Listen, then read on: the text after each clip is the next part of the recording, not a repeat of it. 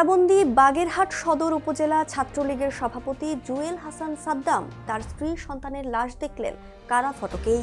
সাদ্দামের 9 মাসের সন্তান ও তার স্ত্রী সুবর্ণা স্বর্ণালীর লাশ নেওয়া হয় যশোর কেন্দ্রীয় কারাগারে। সেখানে তাদের শেষবারের মতো ছুঁয়ে দেখেন তিনি। এরপর আবার তাকে কারাগারে পাঠানো হয় বলে জেলার আবিদ আহমেদ জানান।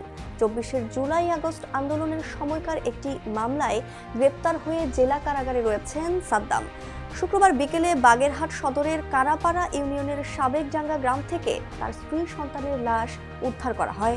সুবর্ণা স্বর্ণালীকে ঘরের ফ্যানের সঙ্গে রশি দিয়ে ঝুলে থাকা অবস্থায় এবং ছেলেকে মেঝে থেকে উদ্ধার করা হয়। বাগেরহাট সদর মডেল থানার ওসি মাসুম খান লাশ উদ্ধারের পর বলেন, এই মৃত্যু নিয়ে এখনই কোনো মন্তব্য করা যাবে না। পুলিশ মৃত্যুর কারণ অনুসন্ধানে নেমেছে।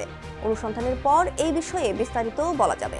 স্ত্রী সন্তানের লাশ উদ্ধারের খবর পেলেও কারাগার থেকে মুক্তি পাননি সাদ্দাম। পরবর্তীতে তার স্ত্রী সন্তানের লাশ নেওয়া হয় কারা ফটকে। মনীষা ইসলাম, নিউজ 21 নিউজ ডেস্ক।